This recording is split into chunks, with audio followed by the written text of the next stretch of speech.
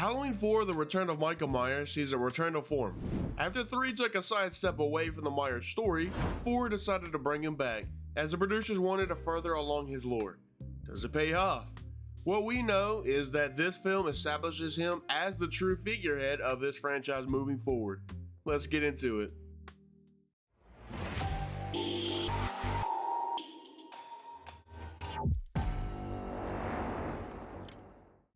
Welcome back, I'm Sippin, and nearly 6 whole years after part 3, we see Michael Myers return in the 4th installment of the long-running franchise. And don't worry, he sticks around this time.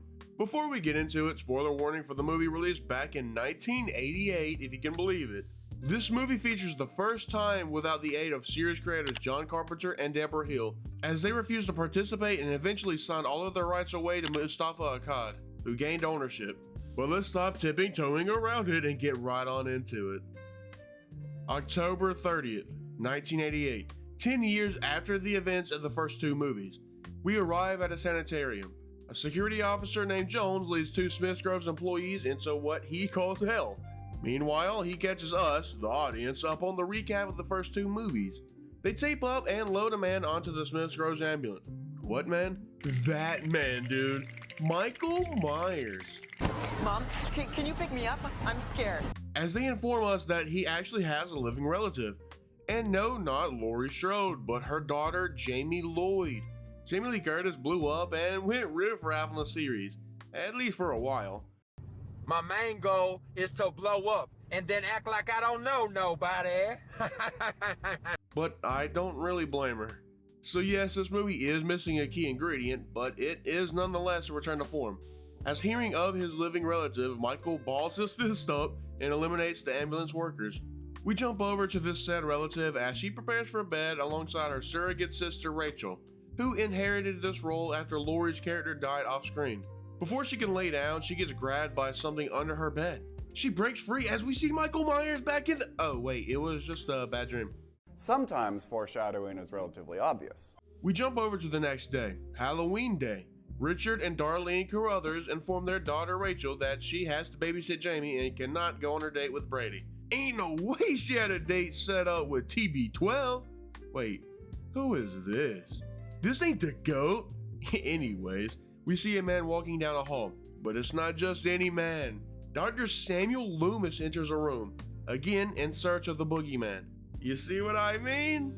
Yeah, we don't have one of the greatest final girls in all of fiction here, but we have Michael Myers and Loomis hunting down the shape. That's classic Halloween back in action. After learning of the crashed ambulance that once contained pure evil, Loomis goes to check it out. Seeing the carnage, but no Mike Myers. Yeah, baby. Yeah. Oh.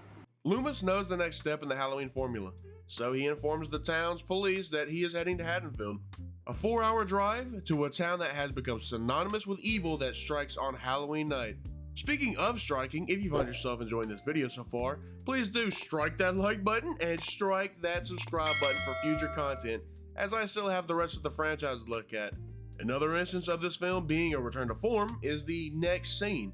At a garage, a mechanic is working on the truck when he proceeds to get killed by Michael Myers, as he does need his outfit. Similar to the original, because yeah, it is a straight rip-off of the original. It's a borderline copycat film, to be honest. The same plot, the same motives, and hell, even some of the same scenes. Now that's not to say this is a bad movie by no means. I mean, hey, if it works, right? They have a working formula, and I'm sure every movie will follow that formula. Speaking on that, Akkad even said, I just went back to the basics of Halloween on Halloween 4, and it was the most successful. I don't know if I would go that far, bud. But I get what he meant. It's a working formula that has proved successful in the past and was mostly successful here. Loomis arrives to the same shop Michael went to. He sees a few dead employees and even Michael himself standing off in the kitchen. At least I think that's Michael. I mean, he's kind of wrapped up. His face has like bandages all around him. Huh. He's halfway back. He's suited up. Now he just needs his mask. In a badass shot, at least as long as you don't think about it too hard, we see Loomis drop his cane and talk to Michael. He begs him to leave Haddonfield and the innocent people alone, even if it means he becomes Michael's next victim. But then Loomis shoots and he's gone. But how? Yeah, we took our eyes off him, But not Loomis. Bro was locked in, yet he was confused when Michael was no longer there. Bro took these last 10 years to learn Jason's teleporting powers apparently. Loomis runs outside screaming for him, and Michael, being the respectful lad that he is, he shows himself. Well, by driving the mechanic's truck through the garage and escapes the scene, blowing up Loomis's car along the way. I haven't mentioned much about this, but Jamie has been going through it. Understandably so. Not only did she lose her mom and feel like she doesn't belong, but she also has a group of, well, 80s movie bullies picking on her in the most disgusting and awful way. They chase her outside as they sing the words, "Jamie's an orphan, dude." Kids are so damn cruel, dog. Jamie's an orphan. Like, that's so insane. Rachel, along with her friend Lindsay, pick up Jamie from school. And yes, fun fact, this Lindsay was originally going to be revealed to be Lindsay Wallace from the original Halloween, but was sadly cut due to budget reasons. At least we know in our hearts. Yet another way the movie would have tied to the original and had to return to its roots. Rachel and Jamie stop off at Brady's job so she could talk to Brady about their plans later that night, as Jamie picks out her new clown costume for trick-or-treating. Nah, dude, they are so wrong for this. I just realized this while editing this video. That is absolutely crazy, dude. Like, at this point, they gotta know Michael Myers wears that mask, so yet their best decision is they're gonna sell one too? Come on, man. Hey, bro, come on now, dog. Come on, man. Brady is not taking the news well. Bro was over there fighting demons because he kind of just becomes an ass. Well, why didn't you tell me before? I mean, it's 5 o'clock now, Rachel. Don't get angry. I'm not angry, it's just...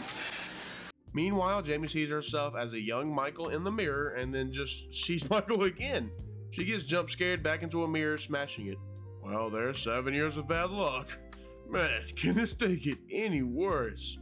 That's kind of the overarching story taking place. Michael's niece is seeing some of that evil in her. As we watch Rachel comfort her, we see Michael's reflection in some of the mirror's broken glass. Is he really just in her mind? We jump on over to Loomis as he walks down the street, trying to hitchhike.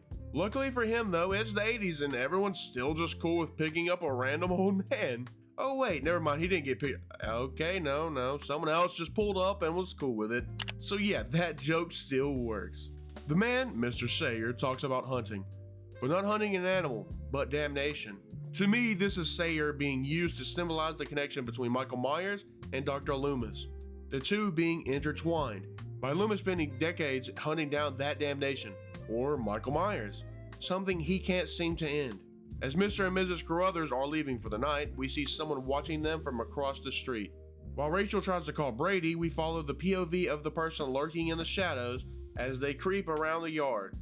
And when Rachel and Jamie leave to go trick-or-treating, they enter the home. Seeing a picture of Laurie Strode on the ground, we watch as a hand reaches out and grabs it, confirming to us that it is Michael. Just in case you had any doubts, he cares because, remember, this is his sister, and now he knows about his niece Jamie. Again, I could care less about the family ties, as I much prefer the random target motive. But it works well enough here, and I understand why they wanted to go this route. They wanted to try and keep continuity. I know, ironic, right? But also because of how Jamie Lee Curtis declined to reprise her role, and since the filmmakers wanted to go back to its roots, this was their way of doing so. Loomis finally arrives at Haddonfield PD and asks to speak to Sheriff Brackett, but since he understandably retired, he has to talk to the new sheriff in town, Sheriff Meeker. He explains the situation, you know, big bad killer breaking free from Ridgemont and is heading back home. That thing. He explains how Michael is after his niece and how she's in mortal danger. Bro must have 20/20 vision on Double XP weekend or something, because yeah, she is. And Michael is stalking them as they go trick-or-treating. So not only do we see Brady betraying Rachel by sleeping with his co-worker, but so does Michael.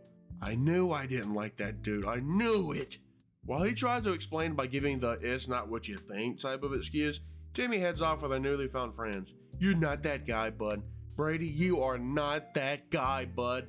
A news broadcast tells the citizens that all businesses should close down for the time being. But a certain bar owner and patrons decide to find out why and load up into a truck and head to the sheriff's home. But the sheriff is with Loomis at Jamie and Rachel's home checking for clues. When they find a good boy, no longer able to play.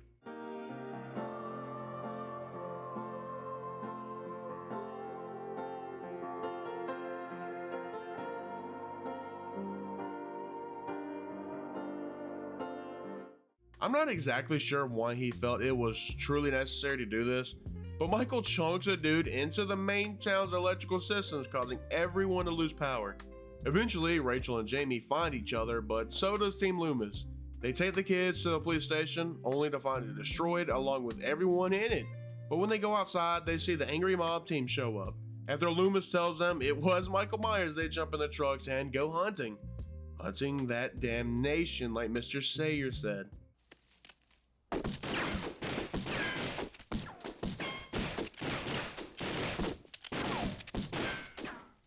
Shit, Earl. It's Ted Hollister. As Brady and Kelly attempt to get intertwined, they are interrupted when her dad, the sheriff, arrives with the others. Awkward. The sheriff has everyone barricade and suit up for the inevitable clash. After some time, Loomis and Meeker convince the state police to come. So, following this, Loomis leaves to go to the Carruthers' house as he believes that to be where Michael is. Meanwhile, Rachel and Kelly finally have their long-awaited and extremely rough conversation that doesn't end well. At least, they're both alive. Kelly finds the deputy in his chair. No, the deputy is dead and Michael is sitting there. He gets up, gun in hand, prepared to shoot her down. Or actually ram the gun through her and the wall behind her. Yeah, I mean, that's one way to do it, I guess. Nah, it's iconic though and unique. So, I'm all for it. It's something different. Rachel and Brady discover the bodies. No, we gotta do this. Get out of here right now. Not without Jamie. And that they are all locked in the house. They go upstairs with Michael in hot pursuit. Well, maybe just pursuit. The girls are forced to keep going while Brady stands there reloading just to miss and get absolutely manhandled by big man Mike. Run, bitch! Run! Brady should have known that the ass character never makes it out alive, so don't be an ass, Brady. The girls manage to escape an attic window onto the roof, but so does the shape. Rachel uses gravity to escape though, leaving Jamie running off into Loomis. Together they go to the schoolhouse. The boogeyman and his beach blonde hair knock out Loomis, leaving Jamie alone yet again. Excited. But luckily not for long, as Rachel and the mob from earlier drive her to safety. Or so we thought. Somehow Michael climbs aboard. That's suspicious. That's weird. And eliminates the cavalry. But Rachel is eventually able to toss him off the roof and run him down. Pause! What is that? While Rachel talks to the just arriving sheriff, Jamie holds her uncle's hand.